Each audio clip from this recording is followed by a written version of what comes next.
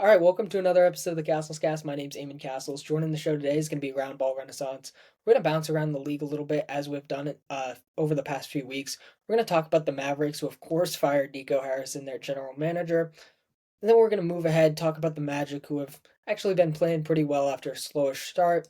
And then we're going to talk some Detroit Pistons, who have been just an incredible story this year, first in the East right now.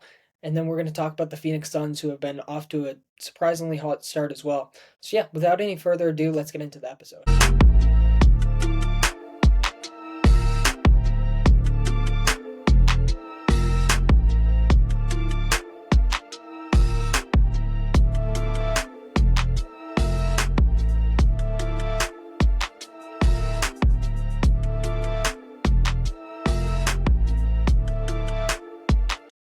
All right, joining the show now is Roundball Renaissance to discuss just a few teams around the league as we've done the past few weeks on the show. But yeah, how you doing today? Good, man. Appreciate you having me on. I watch all the episodes, so it's really cool to be a part of one. Yeah, absolutely happy to have you on and yeah, talk some hoops.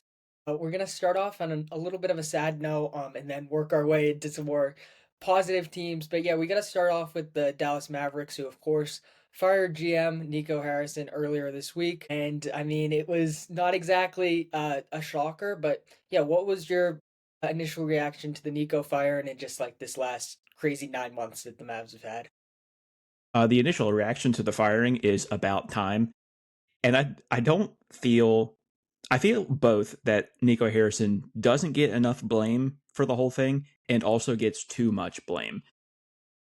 The whole way that this has been spun in the media so far has been the ownership group going, "Wow, we were bamboozled. We really thought Nico was new ball. We thought that Nico had the best interest in heart, but look, he traded away a superstar."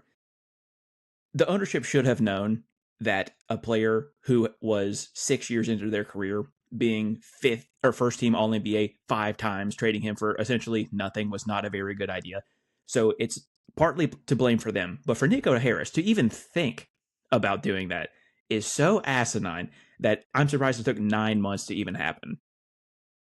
Yeah, no, I think you definitely nailed it there, especially just with how poor of a start they got off to and just how outraged the fan base was. I feel like it was a matter of time and it really made sense. But yeah, I mean, it's been a crazy 9 months for sure. And I think one of my big takeaways from this is just how much power a fan base really has. Because I feel like with other fan bases, I'm not trying to be disrespectful to them in any way, but they might not have been as outraged and they might have not still been chanting "Fire Nico" throughout this, and they really showed how much they hated this move. And I feel like that led ownership to fire Nico, and I mean rightfully so. Even beyond the trade, which was just obviously a disaster.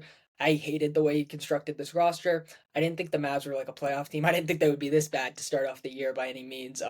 But I just hated the idea of like, hey, let's not have a real point guard and let's have Cooper Flag play out of position. I just thought it was all really weird and the perimeter shot creation was terrible. So even beyond that, I feel like Nico deserves some serious blame for just constructing a really weird roster.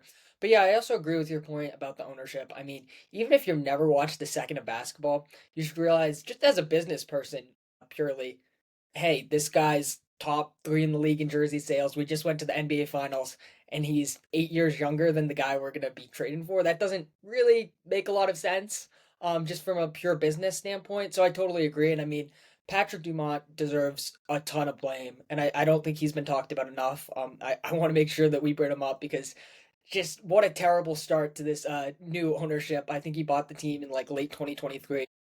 I mean, he did make that finals run in 2024, but I mean, what an awful start for him. And he just clearly seems to know nothing, which is crazy. Some of his quotes were almost as insane of as the famous Nico quotes. I mean, from talking about Shaq's legendary work ethic to talking about how this benefits the future, it makes no sense. And I want to get your take on the PR stunt, I'll call it. I guess I'm spoiling my take a little bit, but him sitting courtside with that young fan in the Lakers jersey. What did you think of that whole ordeal right before the firing went down? No, I'm kind of in the same boat as you. I think that's very staged. I remember being a teenager. I'm old now, but I remember being a teenager. And if I was in that exact scenario that has been reported that this kid flipped off Patrick Dumont and he wanted to apologize, I wasn't apologizing for anything when I was a teenager. You couldn't make me. So the fact that he's, had a come to Jesus meeting with whoever his parents, he was like, yeah, I really should apologize to this billionaire. Let me go talk to him real quick. I don't know. I don't buy that. Yeah, no, totally. And I mean, even after the Nico firing went down, I really hated how like Dumont handled it. It was like he's just so sorry for the trade. It's just like it's so ridiculous, and he was just playing dumb the entire time, which I really don't like. And I'm just so sick of hearing they don't know basketball. Like that's great. I'm sure a lot of owners don't know a ton about basketball, but none of them would have made this trade, quite frankly. And yeah, I didn't really like it. And then he issued that like crazy statement where it was like the unfortunate events of the past 9 months, doesn't even acknowledge the trade, just beating around the bush. It was just horrible, and I don't think he gets talked about enough. I mean, we can make fun of Nico all day. One last question I do want to ask, because Nico had like at least like three or four insane quotes off the top of my head. Do you have like a favorite Nico quote from this last 9 months? I think the best one, and best, I don't even know how I want to mean best, most insane, most ridiculous, as in best, is when they miraculously got the number one pick in the draft. And he said, yeah, I think people are starting to see the vision. You think people are starting to see the vision? You got lucky, pal. That your odds weren't great, and I'm not going to say they're improbable, right? Because that's how percentages work. But you lucked out. If you got the seventh pick in the draft, they would have put you on Main Street in a skewer. Like that's how you were going to go out. But the fact you got number one, everyone was tantalized with, ooh, Cooper Flag. Maybe he could work with AD. Maybe he could work with Kyrie when he comes back healthy. And you got lucky. There's no way that the fans are starting to see the vision, and there's no way he really thought that. Yeah, no, that's definitely a great one, and that's one that's really stuck with me. And just yeah, totally insane. Yeah, I mean, just to think about how bad this situation already is. There's a world where they don't have Cooper Flag and they're picking because I think they were one game away from making the playoffs. They could have been picking at the back end of the lottery. You could have had a guy like Carter Bryant. All due respect, I think he's a nice young player, but it would just have been a total disaster then. And I'm sure Nico wouldn't have went out and signed a point guard better than D'Angelo Russell still. But the other quote that sticks with me, I believe this was right after they drafted Cooper. He said, "Fortune favors the bold," and I think that's the funniest quote I've ever heard. I use it all the time, just ironically. I just think it's truly insane to say, especially. I mean, you did get super lucky with this. Who knows? Maybe Adam Silver helped out a little, but that's just an absurd quote. I think we could move ahead a little bit to Anthony Davis trade talks. I want to get your take on this one because that seems to be what everyone's pivoting to. They fire Nico. Now they're going to try to trade Davis and fully lean into this rebuild. But yeah, what do you make of that? How realistic do you think these trade talks could be? And do you have like any favorite suitors in mind? The Anthony Davis stuff is really interesting to me because I feel like any any other GM, the other 29 GMs in the league, if they did that, say, our beloved Celtics, if they lost their gourd, right, and traded Jason Tatum and Jalen Brown, and then they lucked into their number one pick, you're scrapping everything else. Buy Derek White, buy Peyton Pritchard, buy everybody else. It doesn't make sense to try and bring a rookie into a fold for a team that's supposed to win now, not even considering the fact that Kyrie Irving, one of the most dynamic basketball players ever, one of the best watches ever, has an ACL injury and we don't know what he's going to look like. It made zero sense. The Anthony Davis thing, if you wanted to talk yourself into him and Kyrie being healthy last year going into the playoff push, go, hey, we could do something here. I still think he's wrong, but I see it a little bit better now. Now that Irving's hurt and Cooper Flag, I don't want to say has struggled because struggle's not the right word, but he's not been put in the position that he needs to be.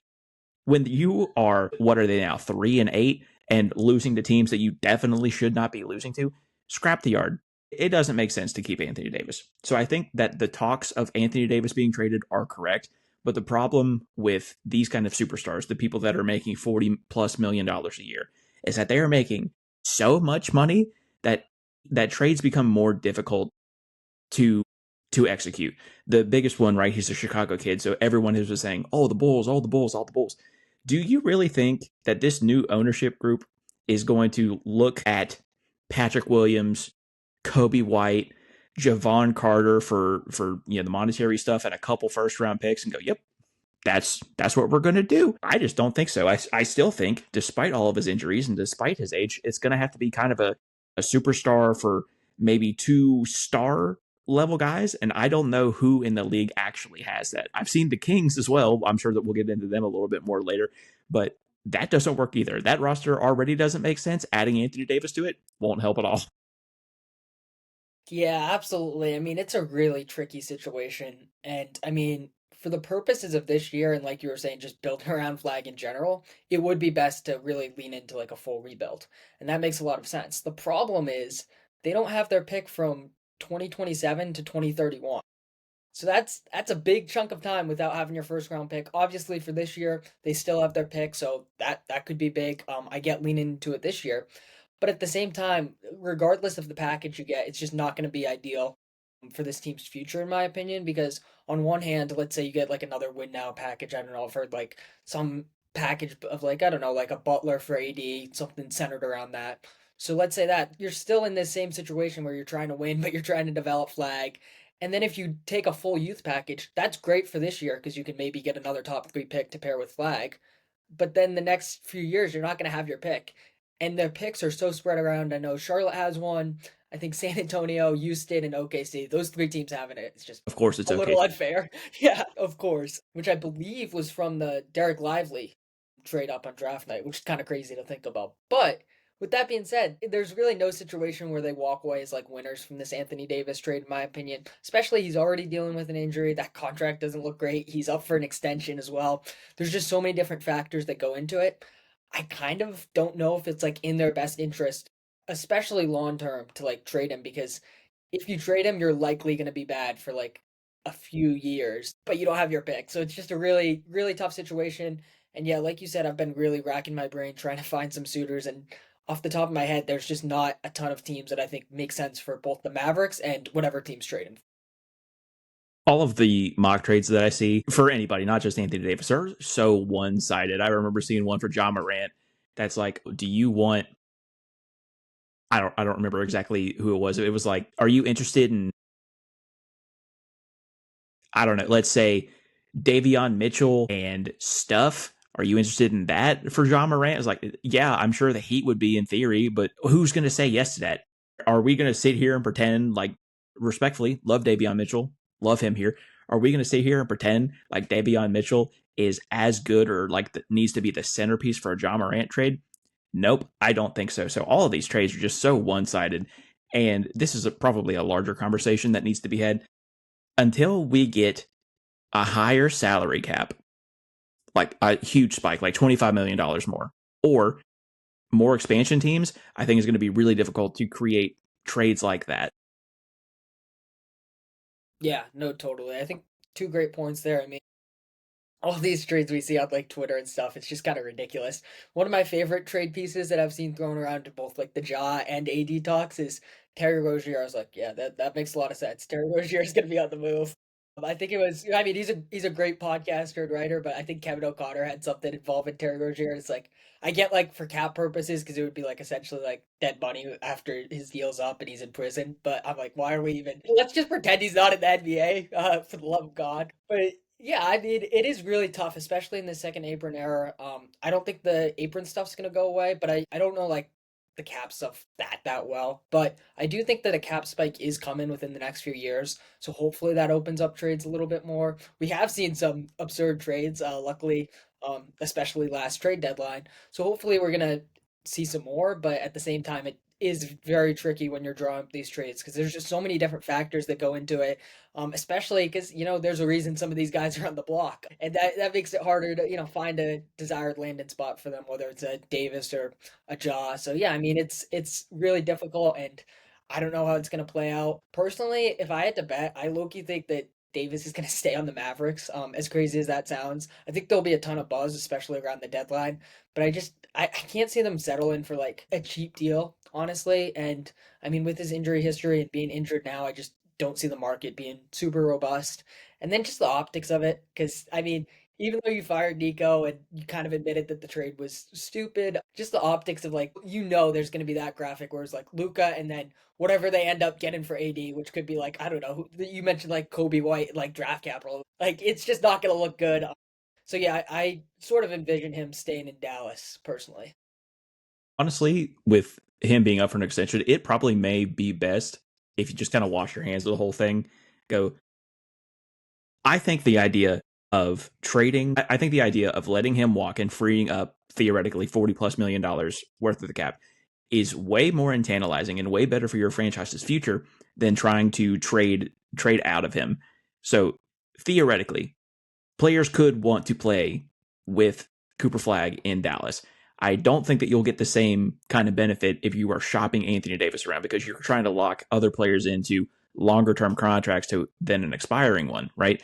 So I think, as weird as it would be to say, I think that washing your hands of the Anthony Davis situation and letting him walk away is way better than actually trading him at this.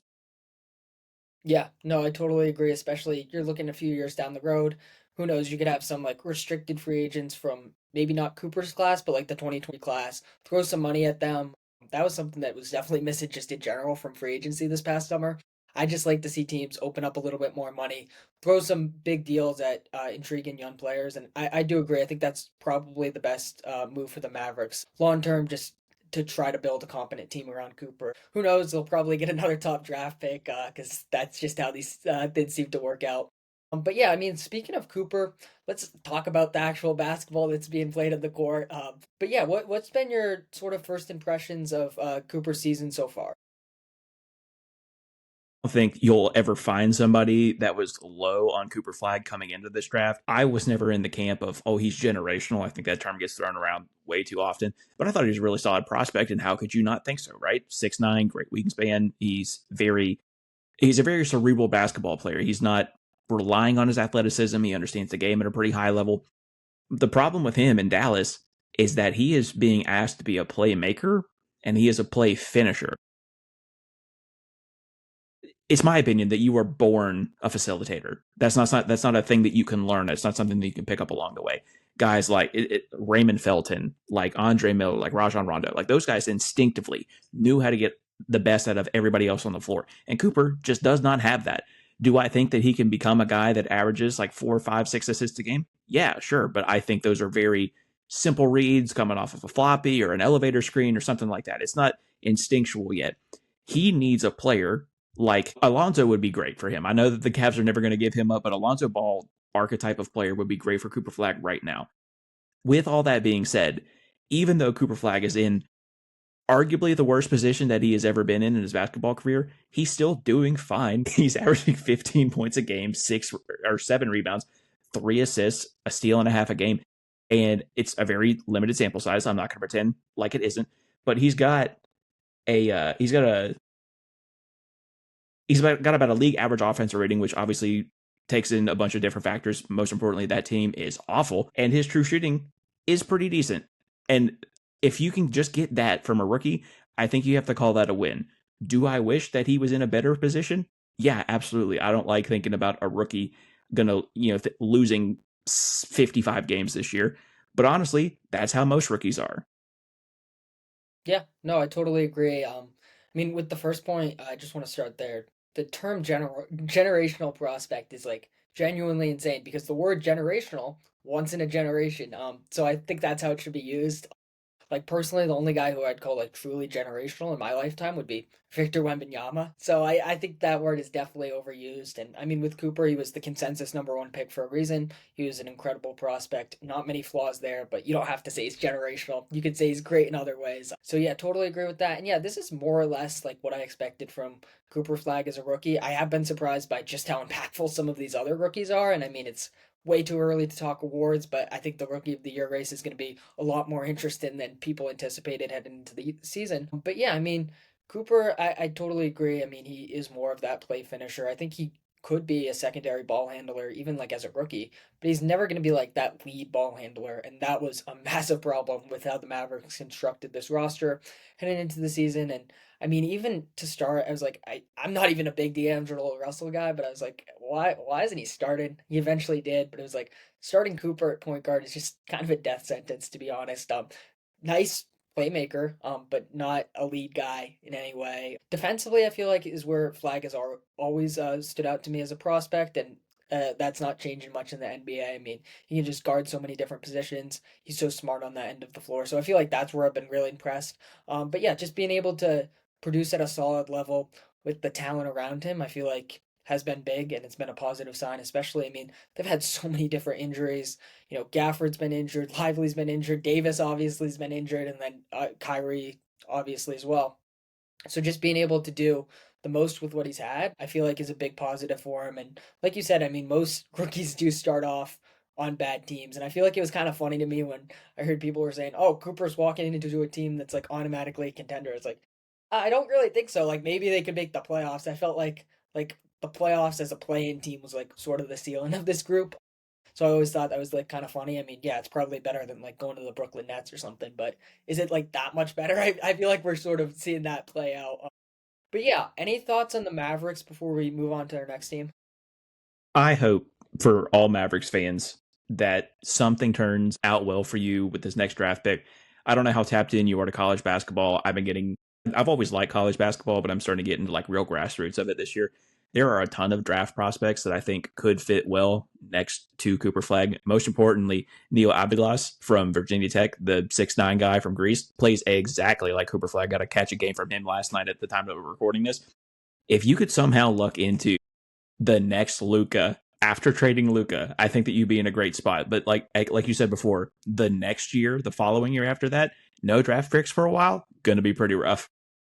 Yeah, absolutely. I mean, this draft class is so much fun. And yeah, this is definitely, I feel like I get more and more into it every year, but especially now that I have a little bit more free time, that I'm out of school and stuff, I'm definitely locking in a lot more to the college basketball season. And there's just been so many insane games from so many different prospects to start off. I really can't remember anything like it. And this draft class genuinely looks like one of the best of all time. So luckily they have their pick in it. If there's 2 years to really keep your pick in a draft class, I think it would be 25 and 26. So I guess that's one major silver lining. And yeah, just so many guys that can fit with Flag. And I feel like that's another big part of what makes him so special is just the versatility. I mean, there's really not too many players that don't fit with Flag. So I feel like that's going to be a big positive for them going forward. Even if they don't land like a top three pick, if they're somewhere like 6, 7, 8, 9, whatever, like they could end up like picking someone really good and having a legit co-star next to Flag. So yeah, I think we can move on to the Orlando Magic though, a team that at least personally I had very high expectations heading into the season. They've been a little bit up and down, but they're sort of turning it around. I believe, yeah, 2 game win streak. So I mean, I guess that's not even a win streak really. But yeah, they've been a little bit better these last week or so. But yeah, what have you made of this team so far? 6-6, currently 10th in the East. A little underwhelming, right? I think a lot of people in our space, especially, had them at the fourth seed at the lowest at the end of the year. And again, limited sample size is only an eighth of the way through the season, but it looks pretty bad. And I don't know what the problem was because last year they did so well and they were never healthy. Franz Paulo and Jalen Suggs never played really at the same time the entire season with the oblique injuries, and then Jalen Suggs dealt with some stuff at the end of the year. They should have been poised to be one of the best teams in the East, and they look just about as good as the Charlotte Hornets do, and they're supposed to be bad. Like we expected all of them to be bad. So it's tough. The 2 game win streak is something to build on, right? They beat Portland. You're supposed to beat them. You beat New York, and I don't remember if Jalen played in that game or if that was the game he got hurt, but either way, a win there. They do have a bit of a rough stretch over here. You have Brooklyn, that should be a schedule win, but then it's Houston, Golden State, the Clippers, the Knicks again, Boston, Philly, and Detroit, and then Chicago is your next like scheduled win. So it's going to be pretty rough for them, I think. Yeah, no, absolutely. I mean, yeah, personally, I did have them as that like number 3 seed, and I was kind of talking myself into like this is like a sneaky kind of contender. I feel like just how great they were defensively and Adam Bain, I thought it was going to work out a lot better. Right now, they're 29th in made threes per game, which is just a massive red flag because that's been a problem for years. And they add Desmond Bain. You think that's going to fix it? I'll let you guess who's 30. We just talked about him. But yeah, I mean, Bane so far, he's kind of struggled a little bit. And personally, I mean, just what I've watched, well, I didn't watch the Knicks game last night, but I watched the Portland game and then the 2 games against the Celtics before that. So they're pretty fresh in my mind. I just feel like Bane is not involved enough. He did sort of find his groove in that Portland game and ultimately hit the big game winner. But I mean, the first Boston game, or the second Boston game rather, he only shot 9 times. I feel like that's just not nearly enough.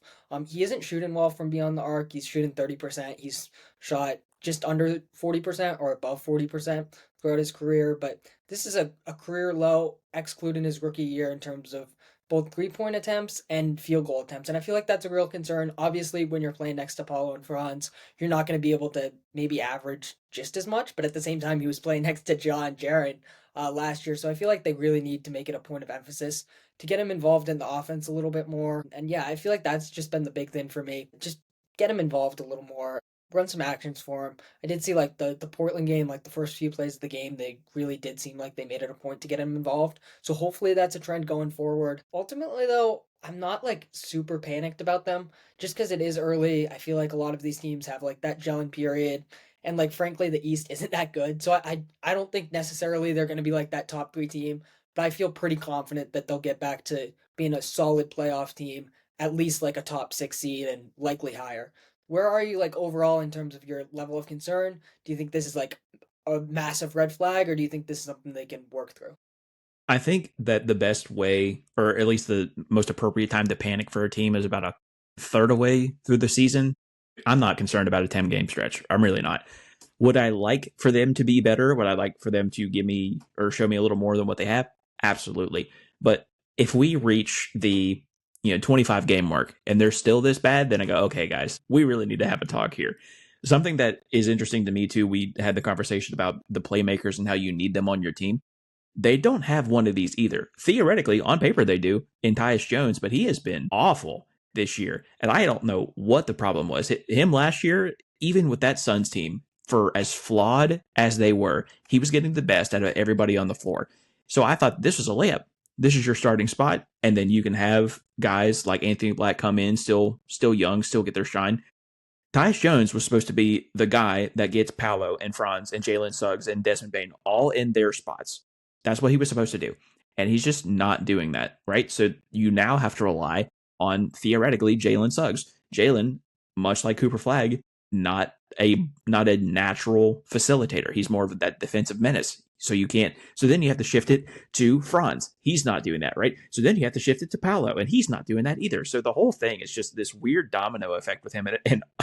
And funnily enough, it all starts with Tyus Jones being bad at basketball this year. Yeah, that's really a great point. I mean, he's just flat out been unplayable, and that kind of hurts me to say. I've always been a big Tyus Jones guy. I just like those like playmaker types. I mean, he's just such a like classic archetype of point guard that we just don't see much. And I mean, it's like the assist to turnover ratio kin. His brother Trey Jones is playing awesome with the Bulls, which is good to see. But yeah, he's been flat out unplayable, and that was definitely a move I was high on. And I was even like, damn, like what's Anthony Black's role with this team now that they brought in Tyus Jones? And luckily, my boy Anthony Black has been looking very nice. So that's good to see at least. But yeah, I do think that's a great point. When you look at the team, there's just not a lot of like natural facilitators. Suggs, I feel like you'd like him to be that, but at the same time, he's more of that like connective playmaker than the lead guard type. And then, I mean, I gotta see a little bit more from these two wins and Franz and Paulo. I feel, especially with getting Bane involved, you can sort of blame that on the coach Jamal Mosley, who I feel like a lot of Magic fans are not too pleased with right now. But at the same time, I look at this team in the same vein as like the Celtics. I feel like I've always compared them to like a mini Celtics in the sense that they're built around two jumbo-sized wings who are excellent creators. But a big part of why the Jays are so good and why the Celtics were so dominant with both of them on the floor is because they're both really good playmakers. I mean, I know people might meme that and say Jalen, but I mean, Jalen Brown has improved a lot, and especially Tatum. He is a really, really good playmaker. And I feel like that's just one step I got to see, especially from Paulo. He's more so viewed as that like franchise guy, and he's an awesome, difficult shot maker. But I just like to see him like go to that driving kick game, make the extra pass a little bit more. And I feel like that would be a big change because I feel like they're built intentionally to not necessarily have like that clear cut lead playmaker. And I always kind of like Jalen Suggs' fit around those two for that reason because he's not going to be super ball dominant and you're going to get a lot of creation from those two. But yeah, so far hasn't been really working out at all.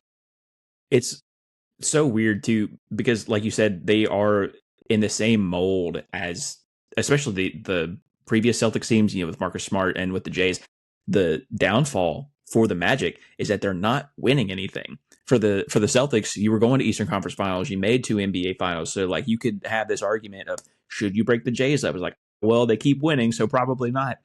At some point, you're going to run out of road with Franz and Paulo, and so go, hey, should we break them up? Yeah, we haven't won anything. Maybe we should, and someone's going to have to go. So if they don't pick it up, one of them is leaving town.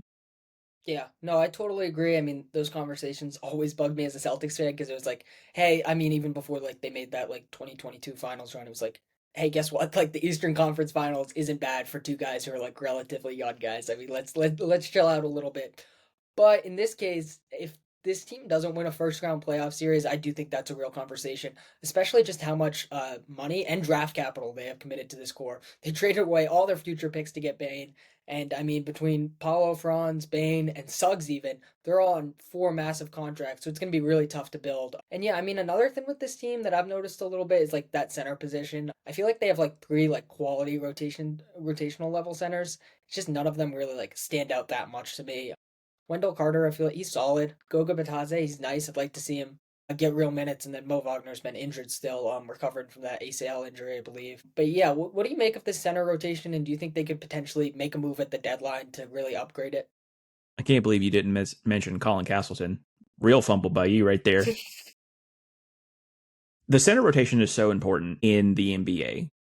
Even with guys like Kristaps and Al Horford, we didn't have this amazing center rotation for the Celtics, but you have to have borderline just a step above league average center play to be even somewhat competitive here. We're seeing it right now, right? As respectfully as possible to Keita and Luka Garza and all those guys. They're just not in that position for us to be considered a threat in the NBA. We're just not. And much to your credit, right? You just said that you really like Wendell Carter Jr., you like Gogo Batadze. I think that they're good, but I think that you need one step above them to really impact here. And the center position has kind of died out over the last couple of years. Everybody's becoming a hybrid and everybody's coming to stretch four, and it's not really like this center play anymore. But it's so important. Think Jokic, think Sabonis. I mean, he's in a pretty bad situation, but then think of Alperen Sengun, like, and even guys like Jared Allen and Evan Mobley. You know, that those kind of three, 4 or 5 hybrids. If you don't have someone like that, you're not going to win a whole lot of games. And unless in the next 25 games, one of these guys just becomes that level, I just don't see this team going anywhere very fast. Yeah, no, totally agree. And yeah, that's a great point. Just about how the game's changed a little bit. That's something I've noticed within the past like few years. The center position is really important, and we're seeing just, I mean, with like the Celtics and Pacers. I know the Pacers have dealt with a lot of injuries. It's just really hard to be good if you don't have a high level center rotation, and I feel like that's another pitfall of this Magic team that they'll have to probably address at the deadline. Maybe like Mo Wagner comes back and it changes things. Maybe Wendell Carter, Goga puts together like some crazy stretch. But yeah, right now I do agree. It has to be like one notch above like pretty good or solid. But yeah, any closing thoughts on the Magic before we move ahead to a little bit of a happier story? I feel like we're progressing into talking about teams that are actually like excited and fun and great stories. But yeah, any closing thoughts on the Magic? Yeah, they're certainly not in as dire of a situation as the Mavs are. And that stretch that we talked about earlier, those are some winnable games, right? You're supposed to beat Brooklyn. You could beat Golden State because they're on a skin. The Clippers forgot how to play basketball. So like there are some wins that you can pick up to where this isn't as bad of a season as it needs to be. But yeah, it's a lot more happy than Dallas is right now for sure. Yeah, no, definitely. I think that transitions us nice into like the real, in my opinion, the feel good story so far, which has been the Detroit Pistons, who are really building off last year and right now, first in the Eastern Conference, 10-2, 8 game win streak. What have been your early impressions of the Pistons so far? Cade deserves MVP. There. I said it. If no one else has, I'll be the first one to say it. He's just I've been part of Cade FC for so long, and it's really nice to feel vindicated about the whole thing because for so long, especially losing 28 games in a row, everybody's like, oh yeah, he's not the franchise guy. I'm like, okay, well, you're not watching the games. He's playing out of his mind. He just doesn't have any help at all. So to see him have this good of a season, to see the Detroit Pistons be part of, have that old Detroit basketball feel again, it's really nice for them. And they have a squad too. Jalen Duren playing out of his mind. Asar Thompson being that second guy behind Cade for the ball handler responsibilities. Fantastic. And their role players are playing out of their mind as well. I couldn't be more happy for the Detroit Pistons if I tried. Yeah, no, absolutely. I mean, we got to start with Cade because, like you said, he's really been fantastic. And I try not to get caught up in award conversation. It is hard sometimes, but I'll say he's playing at an MVP caliber level. Because there's so many guys that are at that level. I don't even know how to decide until we've seen like 60 games or so. But yeah, I mean, he's playing at a legit MVP level. And I mean, if the Pistons finish as a top two seed in the East and he continues to do what he's been doing, I feel like he'll have a legit case, no doubt. And I mean, just he's such an excited player because it's like he has great positional size. He's an excellent scorer, really at all three levels now, and then he's truly like one of the best playmakers in the entire league. And then defensively, he's one of the few guards that's like a legit like two-way force, at least like star guards. So yeah, he's just been awesome to watch and what he's been doing with this team, it fits nicely around him in some ways, but it's still far from perfect and he just continues. We saw it last season to get the most out of this squad. And it really goes to show you, I mean, 2 years ago, like you said, like people were like kind of shitting on him, and it was like, yeah, I mean, have you seen the roster around him? Have you seen this is probably like the worst floor spacing I've ever seen in the 2020s? And he has a coach who literally doesn't want to be coaching. Like, let's give him a little bit of a break. And then you see they make that run as the sixth seed last year. And yeah, they've built off that really nicely. I was kind of going into the season curious to see. I think I had them as like my five seed or something. But I was like, yeah, the loss of Malik Beasley, that's not nothing. They didn't necessarily get that much better, but I was high on them from a not just a Cade standpoint, but like internal growth. I was super big Asar Thompson guy. I like what he's been doing a lot, and then like Jalen Duren has been just absolutely insane. He's damn near averaging 20 and 10. I didn't expect him to make this jump, so that's been super impressive. And they're doing this all without Jaden Ivey, who I think, if you ask like the average NBA fan, who's the second best player in the Pistons roster, I think a lot of them would say Jaden Ivey. So yeah, what have you made from like a Duren season? Because I feel like that's another part of it we just got to talk about because he's been absolutely tremendous. Of course, it's really early in the season. It's kind of hard to say that this is going to be sustained success or if it's just a nice run, but he's playing like an all star. And I feel like that's a pretty like no brainer decision at this point. Like you said, 20 and 10. His defensive energy is really nice to look at because there have been times over the last couple of years where he's kind of huffing it. And, you know, to his credit, you lost 28 games in a row. I don't blame you for huffing it. What's the point, right? The thing about the Pistons as a whole is they are such a weird team. Three of their guys that play in the starting five don't shoot or don't shoot well. Jalen Duren doesn't shoot any threes. Okay, so you're getting absolutely zero spacing from your center. And to Isaiah Stewart's credit, he shoots pretty decently from three, but he only shoots three times a game. He's not like this volume scorer. So you're not getting a whole bunch of spacing from him either, other than the threat or the idea of it. And then you have Asar Thompson, who I don't think has ever shot a shot outside of 18 feet. So this team is so condensed into paint. And you can kind of see that through their offensive rating. They're like middle of the pack, but their defense is so good. At the time of this recording, they are the second highest defensive rating in the entire league. It is it's incredible to watch. Yeah, no, 100%. And I know I sort of mentioned it earlier with like the floor spacing from 2 years ago, and I was like, they upgraded it. They upgraded it a little bit. I feel like it just shows so much what Cade can do with that little bit of spacing.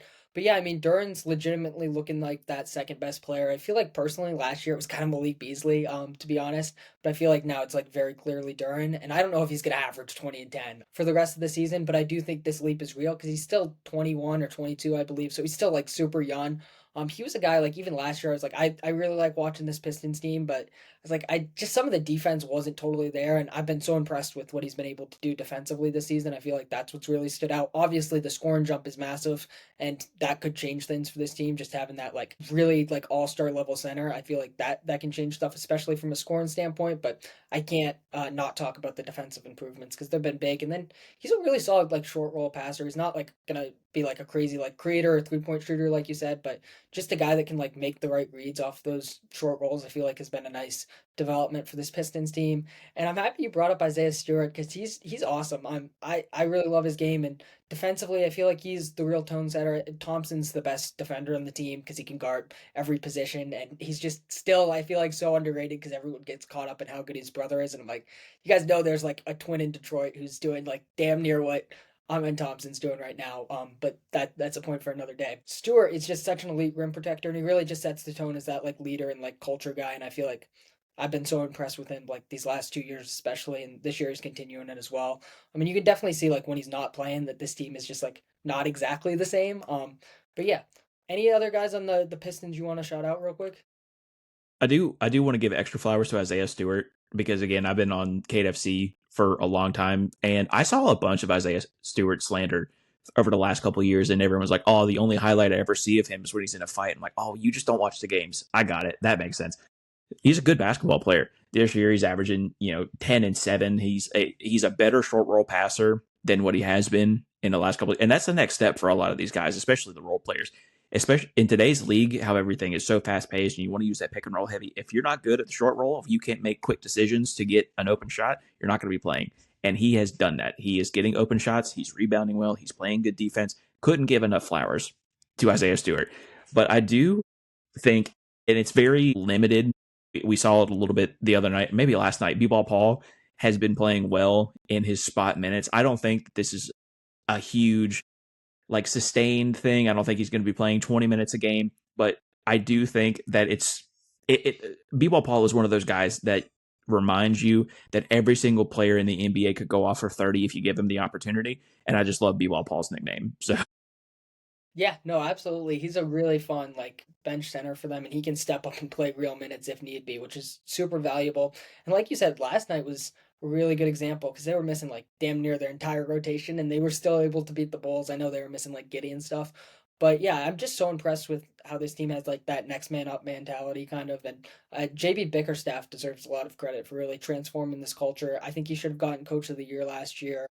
But yeah, he's done a terrific job, and I mean, Dennis Jenkins is the other guy I'd like to give a shout out to because he had that huge shot earlier in the week against the Wizards, and he's just been absolutely incredible, playing minutes out of sort of necessity. I believe he's a two-way guy, but yeah, he's stepped up and he's played some really nice minutes. I mean, he's had like 2 games with like 20 plus points, and I feel like even when this team's healthy, Bickerstaff's going to give him a chance. And I could see him potentially sticking in this rotation. I've been very impressed with his play as well. And it's always cool. I feel like that's one of my favorite parts. Just seeing these like random players jump onto the scene and you're like, oh, whoa, this guy's actually good and these diamonds in the rough. And I feel like that's something I really appreciate with this Pistons team as well. yeah, for sure. JB Bickerstaff was my coach of the year last year too. And I don't like the bastardization of what the NBA awards have become over the last couple of years. So I created my own set of awards and gave them like own criteria. JB Bickerstaff was my coach of the year. Malik Beasley was the sixth man of the year, and I think another Piston, Asar Thompson, was like third in my defensive player of the year voting last year. So like this is a squad. Like they have good pieces. And if I can't be right about the Magic taking that leap, I'm glad that I was right about the Pistons taking that leap. Yeah, absolutely. Because I have 2 more questions for you about the Pistons. Obviously, they're top of the East right now, but do you see them potentially being like a team that could make a move at the trade deadline, or do you think they're just going to try to ride it out with this core? And if they do end up making that move, is there like a specific player that you would try to trade for, or are you just trying to like ride it out with this core? As much as I hate narrative based voting, I do love the idea of good storytelling in the NBA, good narratives to fit particular teams or whatever. To answer the first question, I don't think that this is the year that the Pistons would make that move. I think this is the year where they really go for it. I think there's a better argument for the Detroit Pistons to be the first seed in the East than for them to be like the fifth seed in the East because they're so young, they're so hungry, they want to go for it. I think their story this year is probably going to be a one, 2, or 3 seed, and then flaming out in the playoffs because they don't know how to win at that level yet. Then the next year they go, okay, maybe we take our foot off the gas a little bit in the regular season, then turn it up for the playoffs. I think that's their story this year. If they're going to make the move, narratively, the only move I want them to make is for Devin Booker. It makes too much sense. A Michigan kid who's already had so much success in Phoenix, at least individually, coming home, and you wouldn't have to give up a ton, right? It's just a bunch of draft capital. It's as much as I like him, Jaden Ivey, some other pieces, it could work in a backcourt of Cade Cunningham and Devin Booker should scare the rest of the league. Yeah, I think the Booker shot's a great one. I mean, I don't think the Suns are gonna really want to move off of him, but maybe if this season sort of takes a turn for the worst and they fall down the standings, Booker would be like, "Hey, what am I doing here? Request out." I think that makes a lot of sense. and just been speculating about like Booker trades. I feel like since like last year, Pistons were always like top of my list, so that definitely makes a lot of sense. And I feel like the pairing of him and Cade would be absolutely electric, and that's like a championship duo right there. The other guy I would look at is like Lauri Markkanen. I feel like this isn't exactly like an original idea. I feel like a lot of people have said it, but he just fits so perfectly. I think this would be my favorite like Markkanen destination. I'm just getting like that forward that's just an absolute knockdown shooter. I feel like he's another guy that could just like change this team ceiling. And if he's available and the price isn't like absurdly high, which it probably will be to be honest, I feel like that's a move that I wouldn't mind them taking. But I do tend to agree that this is probably the year where they have to like grow with each other and like see how far they can get in the playoffs. I do think at this point they're probably going to be a top three seed, and then you see how it goes in the playoffs. It kind of reminds me a little bit of like the Houston Rockets last year when I mean they were the number two seed and not a ton of people expect that, and they ended up going 7 games with the Warriors in the first round. They ultimately lost. I think the Pistons, especially given what we saw from them last year in the East, I think they could definitely uh, make it out of the first round, but I'm not going to necessarily say like they have to, and it would be a failure if they don't. Ultimately, I feel like their ceiling would be like a surprise, like conference finals run. I'd be absolutely shocked, as great as they have been, if they can make a leap from like never winning a playoff series to making an NBA finals run. I think that would just be a little insane. But yeah, with that in mind, what do you think like the ceiling of this team is? Do you think they could maybe even make that surprise finals run, or do you think it's more like potentially like winning a couple series? I don't know where he got it from, but I heard it from Chris Vernon on the Mismatch the Ringer show. You only get to surprise the world one time. After that, you are circled on everybody's calendar. I think this is that year for the Pistons. We already saw it with Oklahoma City Thunder. We've seen it with the Cavs. We saw it with the Rockets last year. You only get to sneak up on people one time. Then everybody's kind of keenly aware of how good you are.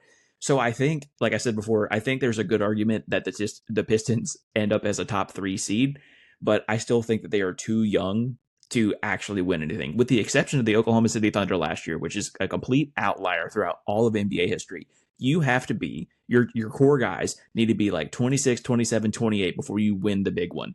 And they're just not there yet. We could have this conversation in 3 years. Maybe Cade Cunningham takes that leap like we wanted to, and we have a different conversation. But for this year, I think it might be an early exit. Maybe not. I don't think it's going to be first round. I think first round, this is like the time that you get that first round win. You're on to the second round, but the second round is probably where you're going to see an exit. Yeah, no, I can totally see it, and yeah, I absolutely love Chris Vernon. He's the man. I love the mismatch. But yeah, I mean, I feel like they're just gonna be a really tough out. But that doesn't mean they can like make like a deep run this year. I totally agree. Even the Thunder, I mean, I look like an idiot for it now, but I'll say it again. I was last year. I was like skeptical, like that they can really make that jump. I'm just always a little bit biased towards like those experienced teams. I just truly value that. Because like you said, history shows that your best players usually like 26, 27, 28. And you've had like those like playoff scars a little bit. But yeah, do you have like a team right now that you're like picking to come out of the East, or is it still like kind of up in the air for you? I want to say it's kind of up in the air, but I mean, it's really hard to not just fall back and say the Cavs or the Knicks. It's really hard to because they're established, right? They've already done the sneaking up on the league. Donovan Mitchell playing out of his mind right now quietly somehow. He's averaging 30, and it's the quietest 30 that anyone has ever averaged. And of course, Jalen Brown. Sorry, Jalen Brunson is going to be out for a week, but that's not a huge injury, right? The Knicks are going to be back in Knicks tape, and our buddy Jacob Locks is going to be screaming to the mountaintops. Those two teams are going to be the Goliaths that have to go through each other to come out. And I just don't see anybody else crashing the party. Yeah, I definitely have to agree with you there. Personally, I've kind of been a Knicks guy because I just haven't seen it in the playoffs with the Cavs. They definitely could. I'm not going to completely rule it out, but just seeing what the Knicks did in the playoffs last year, I feel like they're just a bit more of a proven commodity, and I do like the new offense that they've installed. I think there's a lot of benefits to it. If Mitchell Robinson can stay healthy, they're going to be my pick to represent the East, which that's a big if, obviously, but I'm personally a Knicks guy this year in terms of who I think is going to come out of the East. Before we get to our questions, I think we can wrap it up here with the Phoenix Suns, who have been another really feel good story after just an absolutely depressing year last season. But yeah, they're on a 4 game win streak right now, which is kind of surprising, especially Jalen Green. He's played like 1.5 games, 7-5, currently in the playoffs. In the West. Obviously this stuff can like change by the day, but I feel like it is worth noting. But yeah, overall, What have been your impressions of the Suns this year? I've been pretty critical of the Suns prior to the season starting. I think I may have used the term dog shit in describing what I thought was going to be this season. And I don't want to give up on that yet. I still feel like this is going to be that, right? So they're on a 4 game win streak, but a little bit of caveat, a little bit of an asterisk. The Clippers twice, they forgot how to play basketball. The Pelicans, gross. The Mavericks, also gross. And then they have Indiana tonight. They have Atlanta next, and then Portland is going to be the one that's up in the air. Like, oh, okay, maybe that's a tough one. So they could have a 6 game winning streak, and everyone's going, wow, 10-5. This Suns team's pretty good, and then they're going to finish with like 38 wins on the year. So I am impressed only by Devin Booker. The fact that he is so consistent and he has been this good for so long, despite everything else around him, right? He averages 28 points a game, whether he has Jalen Green next to him or he has Kevin Durant to him. It doesn't matter. So shout out to Devin Booker, but I just don't believe in the Suns yet. Yeah, I definitely agree with you. I would say they're a more enjoyable watch, which is a massive positive because they were a pretty dreadful watch despite having like some of the most national TV games. So I ended up like catching a bunch of them last year. But yeah, I mean, Booker's been awesome. I feel like you always know what you're going to get from Booker, and it's not a surprise at all at this point. We haven't seen a ton of him and Jalen Green. I think Green's out for like close to a month with that re-aggravated hamstring injury, unfortunately. So we're really not going to see it for a while. But yeah, I was definitely skeptical of them heading into the season. I had them outside the play-in. I just didn't think this team had enough like fit next to Booker, if that makes sense. I wasn't a fan of the Jalen Green combo. I wasn't a fan of the defense still. With that being said, and I do have to agree that you have to sort of take it with a grain of salt, given that we're only like 12 games into the season and some of the teams that they've played have been really terrible. Their defense has actually really impressed me. I mean, you go back to like a week and a half ago, I think it was that game against Wemby where they held them to like really poor shooting numbers. I don't have them off the top of my head, but I thought it was really unique, and I feel like you can see that there's a different level of attention to detail on that end of the floor and intensity, which was really, really lacking last year. And I mean, Mark Williams has been really good in the minutes that he's played, and I've been impressed with him, especially as that rim protector, which they really, really lacked last year. And Dylan Brooks, I feel like, does deserve some love because he's just absolute. I mean, I don't want to say culture setter. I feel like that's a little too much, but tone setter. Defensively, you look at what he brought to the team in Memphis. I feel like he was a big part of their identity. Quite frankly, since they've lost him, I know there's a lot of other factors. They haven't truly been the same. He goes to the Rockets along with Fred VanVleet, and he helps like lift up that team. And he's doing the same thing with the Suns, and he's been really good. I've also been impressed with Corey O'Neal. He's a really good defender. Happy to see Ryan Dunn getting some minutes. Whatever happened there last season. And then, Colin Gillespie, and there's just like a few like fun guys on this team. Grayson Allen had like a 42-point game the other night. So yeah, they've been a lot more enjoyable. I agree. They're not totally like a solidified playoff team by any means. And I do think this starts a little bit fool's gold, but definitely been enjoying the season so far. To Ryan Dunn's credit, he had a great start to the season last year. He had ups and downs, but I think especially the last like 20 games of last year, it would have been really easy to go, wow, dude, I suck. I'm not going to get any burn in this team at all. But he just keeps plugging away. He's still one of the best defenders, one of the best wing defenders in the league, per 36 minutes, whatever that's worth.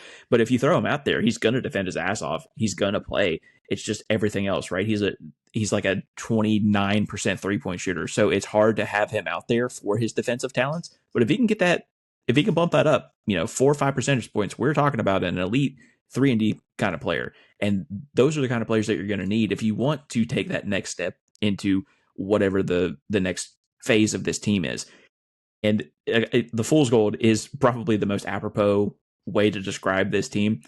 And honestly, if they had draft picks, I go, yeah, dude, this team's really fun. This is a great league pass team. It's just the fact that I know what their future looks like, and it's pretty bleak.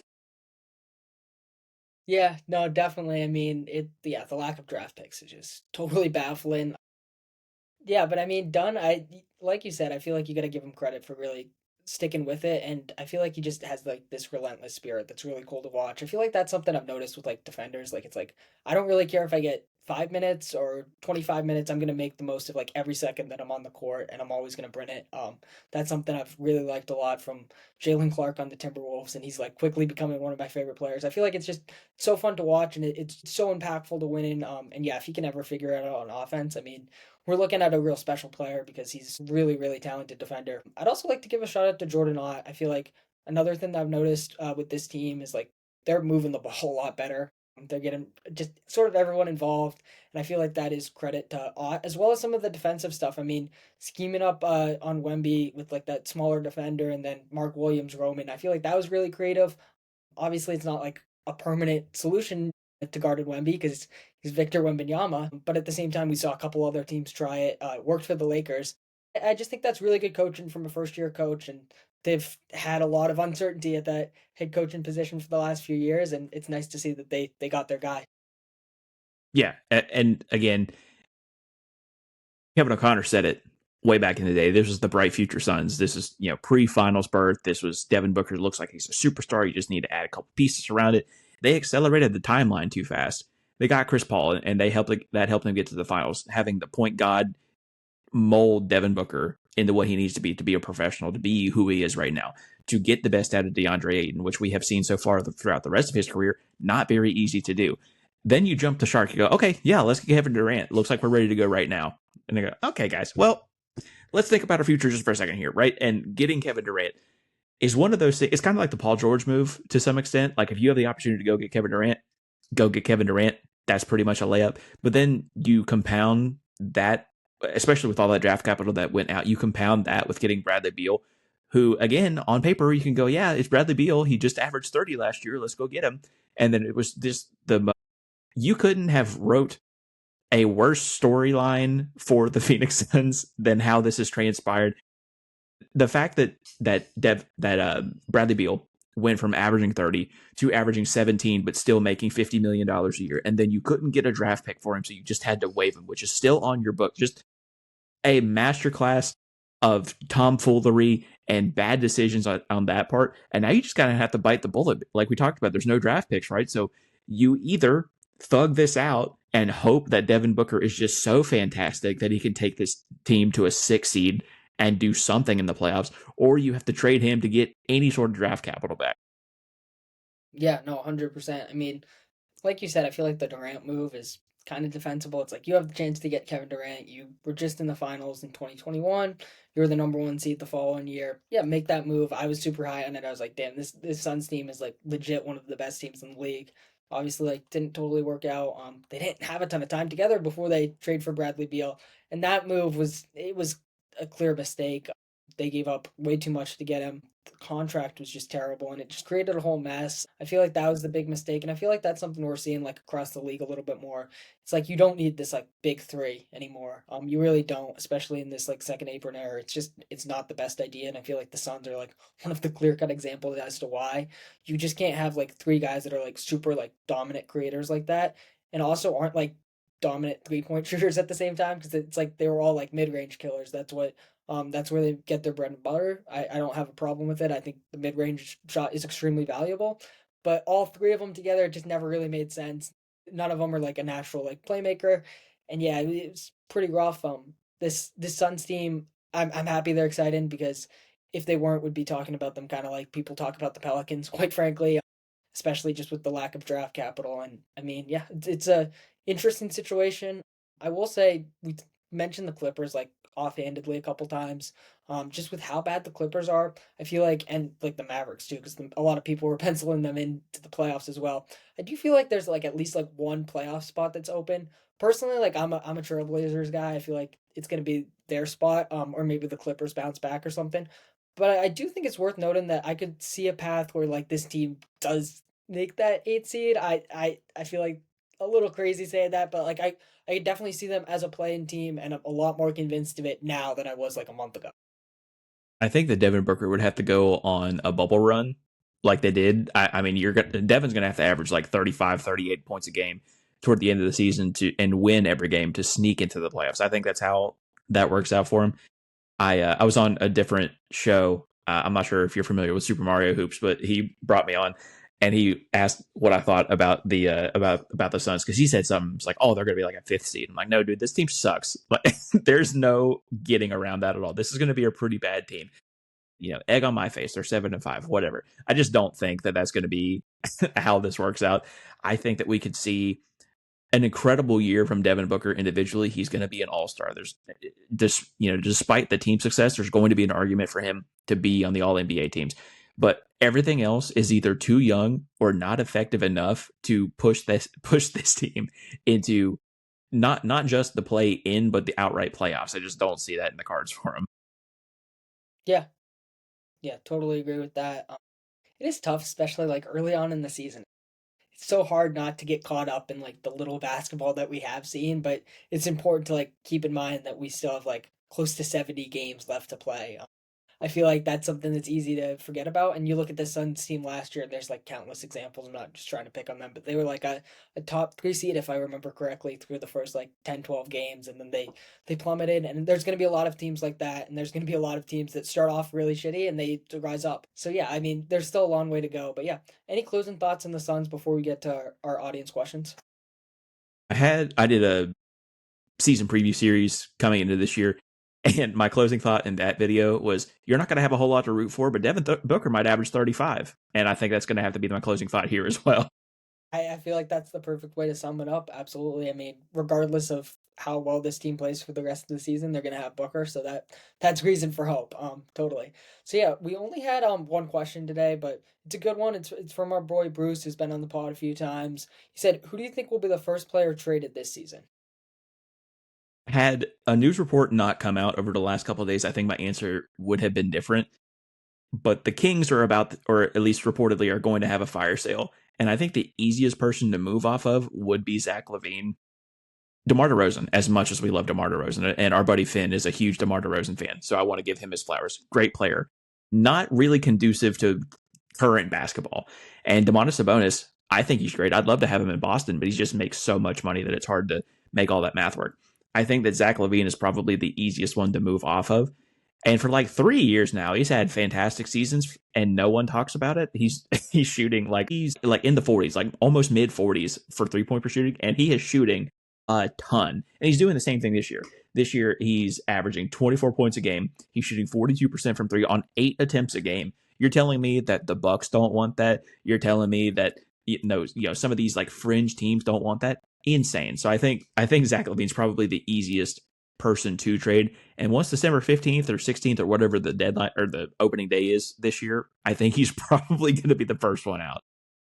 Yeah, no, I think that's a good one for sure. I've definitely been in the camp before the season that the Suns are gonna blow, or the Kings are gonna blow it up. This roster just didn't really make much sense to me. Zach Lowe before the year he called them the Hindenburg of NBA teams, and I think that's pretty fair.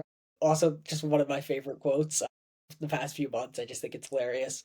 So whenever the Kings come up, I'm gonna say it because I just think it's funny. But yeah, Levine definitely makes the most sense for other teams, and I feel like he's a guy that like people are like, oh, this contract's here. I don't think it's like that bad, and I think he's very valuable to a lot of teams that are trying to contend. Honestly, I like the Bucks point a lot. I think that would make a lot of sense. Him next to Giannis. Obviously, like salary wise, it's tricky because the Bucks. I guess like it would be like Miles Turner and stuff.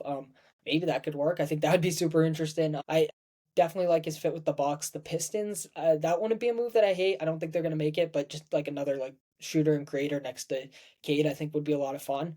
But I mean, I feel like he's definitely the easiest guy to like talk yourself into trading for in terms of like their skill set and like malleability. So yeah, that definitely makes a lot of sense. Personally, I'm gonna go with another Sacramento kid. That would be Domantas Sabonis. I feel like this Sabonis era has just like kind of ran its course. I feel like if there's like anyone who has the right to like ask out of these three, it's Sabonis, and I could potentially see him do that because I do remember there was a report that came out like right after they got eliminated last year that it was like Sabonis is evaluating his future, something along those lines. Yeah, I mean it kind of makes sense, and he is a tough player to trade for.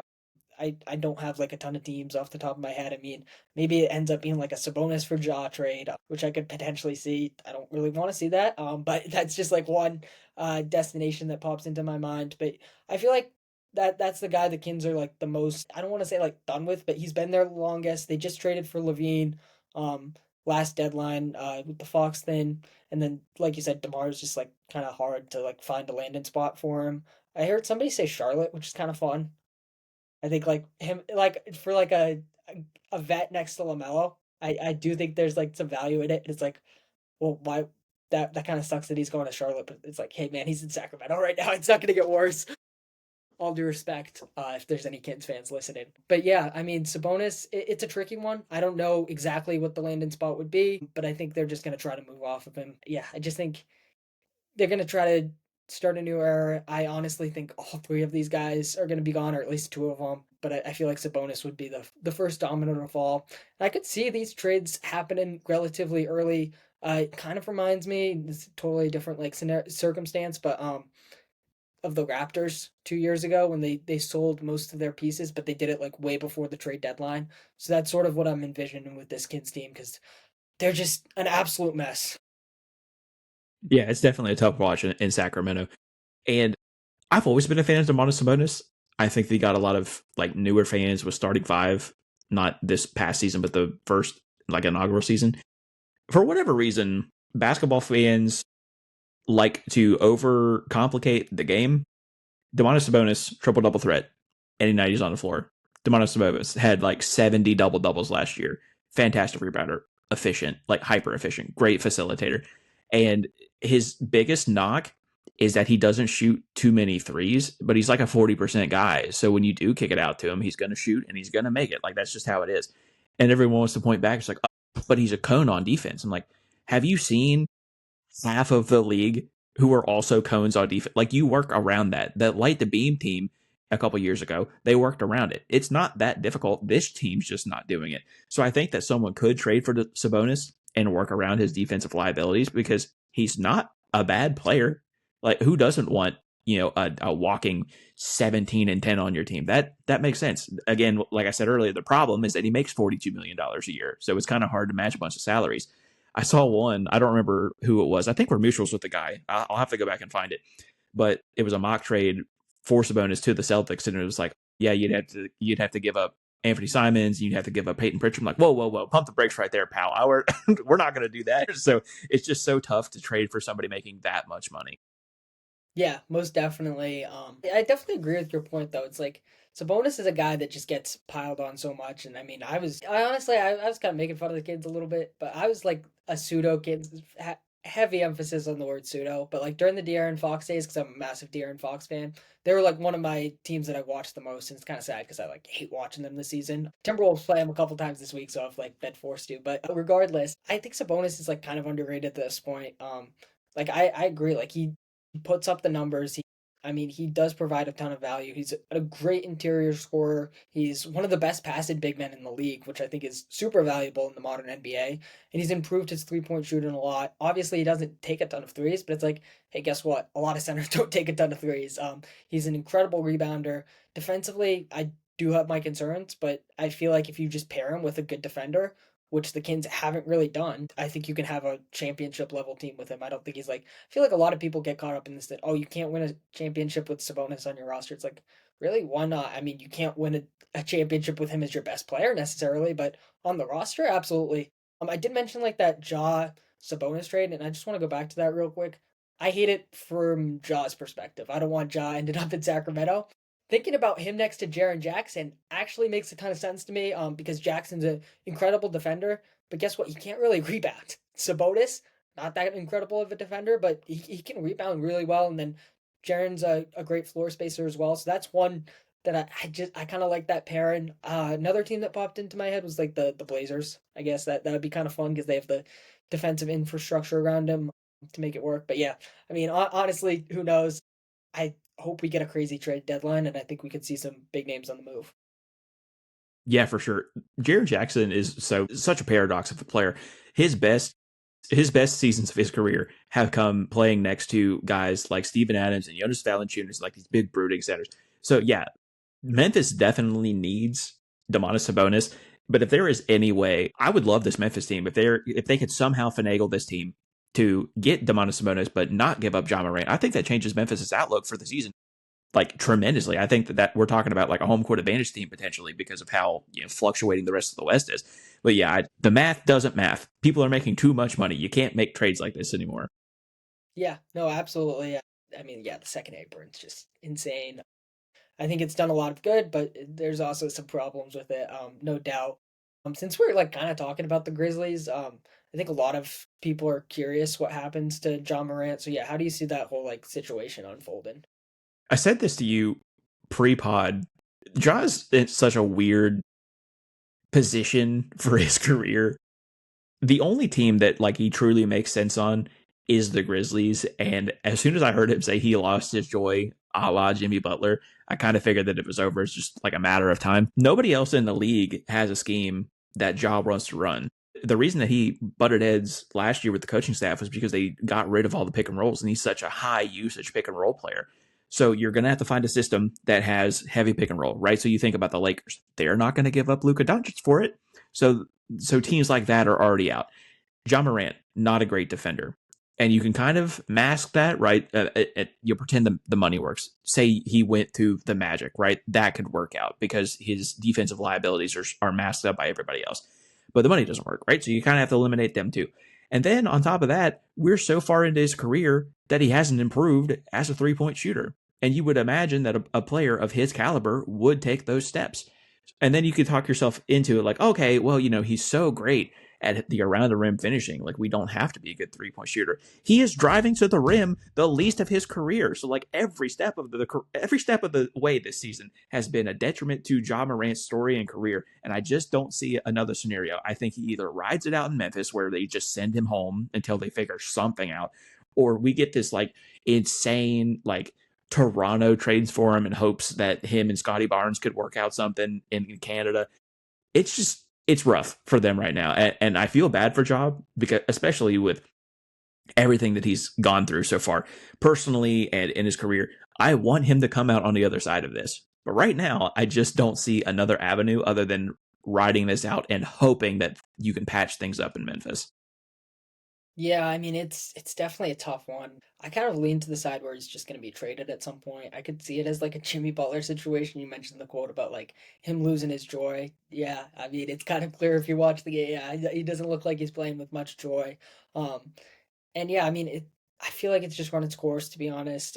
And yeah, I mean when he was like blaming the coaching staff, it's like I want to feel bad for you, but I just can't because you pretty much got Taylor Jenkins fired last year. Let's be honest, and then you have a problem with the new guy as well because you don't like his sub patterns. I get it.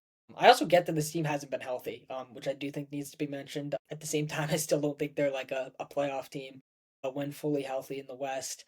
And yeah, I mean, there's a lot of like red flags, and I think it's like in the interest or best interest of both sides just to move on. After the Grizzlies traded away Bane, the return was awesome. So I was like, oh, why'd they do it? I was like, are they gonna go into a rebuild? I was kind of curious if they were gonna trade Jaw just over the summer, and go in that route. And I feel like it's just might be time at this point. Take what you can get for him. He has an extension coming up as well. So it's just like take what you can get. The value's not gonna be great. Thankfully, you maximized Bane's value and then some. So you're not in a bad position at all. And this team has found a way to just find diamonds in the rough repeatedly. So I do think like long term they're in a decent spot. Yeah, finding a destination though is like truly impossible. The Raptors, I could definitely see like trying to make a move, talking themselves into it. The Kins, likewise, I feel like they're just always going to talk themselves into a name. I don't really want him to end up in either of those spots, to be honest. I kind of like the idea of him going to Minnesota, but I just don't think they have enough to get him. I don't think they're going to give up Randall or McDaniels. I don't think they should either. So are they going to No, do it? McDaniels has been playing like Scottie Pippen this year. I wouldn't play him at all. Literally, no, you can't give up McDaniels or Randall at this point. So it's like, what's the move there? Are they gonna really be interested in like Nas Reed, Rob Dillingham? I don't know. Probably not. But that's like a spot where it's like I want him to go to a culture that has like an established winning culture, and he's not the franchise player. Because I feel like at this point, maybe you disagree with this, but he's just not like the best player on a really good team, and that's fine. You can be an awesome co-star still. It's just like I feel like he can't handle the responsibility of being like a true franchise player. And the Grizzlies have just built this franchise around him. And I mean, he does mean a lot, so much to the city. But at the same time, I feel like he's just not the guy that you like build your entire franchise around. And I feel like the culture is just not that they have bad culture. It's just like it's too jaw centric, if that makes sense. No, yeah, that makes sense.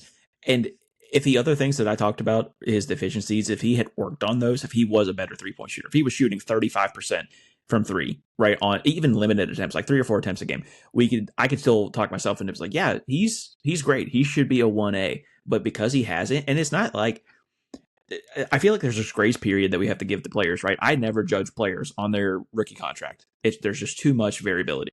And you look at a guy like DeAndre Hunter, who had this growth spurt for his career in year 6, right? So I would have wrote him off after his rookie contract, but he's really blossomed into a pretty solid role player. John Morant is not a spring chicken. He's not a rookie. He is a vet. This is who Ja is going to be, seemingly, for the rest of his career. And I just don't see a non efficient 3 point shooting, cone of a defense player, not attacking the rim and using his God given athleticism kind of player being 1A anymore. So, yeah, I do think he needs to go to a team where he is the second fiddle. Yeah, no, definitely. I think that's a great point. He just, frankly, he hasn't gotten better, and he's almost like gotten worse. It seems like I think there was that the Kevin O'Connor stat where it's like his rim frequency is just like declined like every single year. It's really concerning. Especially like given his injury history, and yeah, I don't know where he ends up. But yeah, my gut kind of leans to him being traded by the deadline, but I think it's gonna move closer to February because I think it's just a tough decision for the Grizzlies to make. I do think at some point though he's gonna. It kind of reminds me of the Jimmy Butler situation. I feel like he's just gonna request a trade, and I could totally see some of like the classic Jaw antics kicking in there. Unfortunately for the Grizzlies, but yeah, I feel like it will go down to the wire. Just imagine that the Grizzlies pulled the trigger on trading for Jimmy Butler anyway, despite his wishes. And then you had both of them on the Grizzlies, just the headache that would cause. That would have been so funny, man. Seriously, yeah. I mean, that would have been insane. Because I mean, Butler probably, I would guess, wouldn't sign that extension with Memphis, so he would probably like walked. But like the 2 months of Ja Jimmy would have been hilarious. And I couldn't imagine like just hypothetically if Jimmy was on the team for that Lakers game where Ja just like completely checked out, what he would be doing to Ja. Maybe it would have been good for him, honestly. It would either be so good for Ja to have a vet like Jimmy who has gotten to the like peaks of the NBA, chew him out and get him back on gear, or it would just like slump to the mean, like, oh yeah, you're right. I don't want to be here either. Yeah, no, absolutely. Yeah, that would have been a crazy alternate reality. Luckily for Butler, he did find like the perfect landed spot with the Warriors, and him and Curry have been awesome. But yeah, any other guys you could potentially see getting moved that we should talk about quickly? I don't he signed an extension, so I don't know if he's even eligible to be traded this year. But it's starting to look like De'Aaron Fox is kind of being like phased out already in San Antonio, and it's nothing that he's done wrong. He's done well in the games that he's played. It's the fact that Dylan Harper looked so good prior to injury, and it's the fact that Steph Castle looks like we all thought he was going to be. So I feel like at some point the Spurs are just going to go, why would we have a 27-year-old point guard when we've got these two like dynamic duo of a backcourt mate in these two? I feel like we can just let De'Aaron Fox go. And again, because of the contract extension, I don't know if he can actually be traded this year, but he's got to be on the move at some point. Like you said earlier, Larry Markkinen's probably a pretty good example of a guy who could get traded as long as, Trader Danny's not asking for 10 first round picks. And a sneaky one is probably Jeremy Grant from the Trailblazers. He got pushed to that bench role and he's thrived. He's done like super well coming off the bench, but I can't imagine that's something that he wants to be doing, right? Yeah, no, I definitely agree with all three of those. I mean, Fox, for me as a fan, it's a little tough to see. But yeah, I don't think he gets traded too soon. But I feel like he's not probably gonna play out that contract.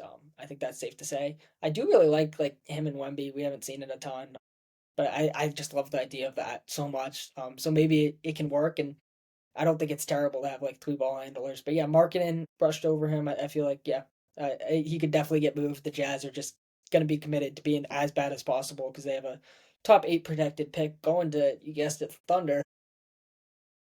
It's just yeah, they're going to try to fully bottom out. So I think this is the year Marketing gets traded, and I like the Grant point. Hadn't totally thought of it. But yeah, there's no way he's happy coming off the bench. And I mean, the big thing with like trading Grant before, I feel like was that contract's terrible. But the way he's been playing, I guess it's not that terrible, and teams could potentially talk themselves into like Grant on a good team. It could be really interesting. Yeah, for sure. The Trailblazers have such a bright future too. Jeremy Grant, unfortunately, it just doesn't match a timeline. This Trailblazers team isn't going to be ready for another 3 or 4 years, and Jeremy Grant in 3 or 4 years is going to be like 35. So it's just time to move on. If you can strike while the iron's hot, you gotta. Absolutely. Yeah, because that was legitimately before the season, that was like looking like a truly untradeable contract. Luckily for them, he's picking it up a little bit. But yeah, any closing thoughts before we wrap it up here? No, I think it was a great hour and 20 minutes of hoop talk. Really appreciate you having me on. Yeah, absolutely. Before we officially close out the show, I just want to give you a chance to plug your work, tell the listeners where they can find you at. Oh, I'm everywhere, man. Every social media platform you got, I'm there. I'm trying my best to, give different kinds of content. Roundball Renaissance on all social platforms. I do long form content on YouTube. I also do a little bit of writing on Medium. All of my stuff is in my bio for my link tree. And if you're interested, I'm out there. Perfect. Yeah, I'll throw that in the description as well. So yeah, make sure to go check out some of your work and yeah, appreciate you hopping on the show. We'll have to do it again sometime. Absolutely. Anytime. All right, appreciate it. Peace out. Thank you for tuning in to another episode of the Cassels Cast. Once again, shout out to Roundball Renaissance for coming on the show and make sure to go check out some of his work. And I'll catch you guys in the next episode.